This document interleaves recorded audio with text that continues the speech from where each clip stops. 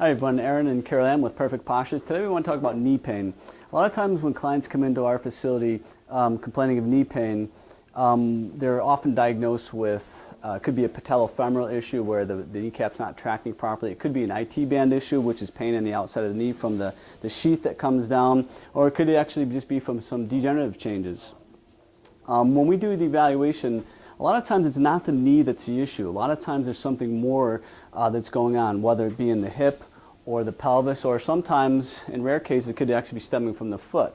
But today we're going to be talking more about how the hip could actually be causing the knee pain. Now, when we talk about the hip, a lot of people think it's just this area up here. It's actually, your hip is actually your femur bone, your thigh bone, and how that attaches into the pelvis, or the acetabulum. So we want to show you a little test that you can do. And when we do this, or when you do this, if you feel an asymmetry from one side to the other, that should be a red flag. And that'll show you or explain to you that the hip actually is the issue. So you may feel more tightness on one side than the other. So what we're going to have you do is you're going to lie on your back, feet are hip width apart. That's really important when you do this test. You're going to cross one ankle to the other knee. So that basically the ankle bone's right just above the knee on the thigh.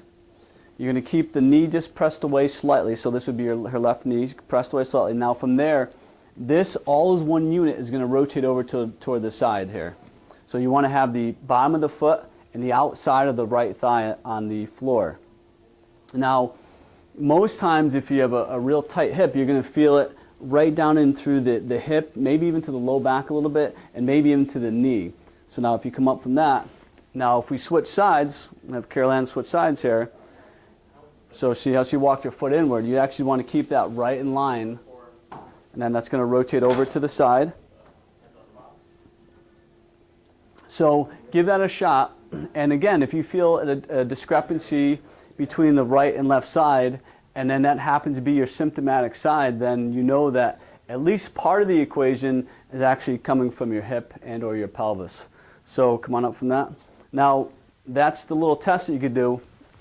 You could actually use that, which we're going to use also for the corrective exercise of the week. So when you do this exercise, you're going to hold that for about a minute. You can even hold a little bit longer than that. You could go a minute and a half, even up to 2 minutes.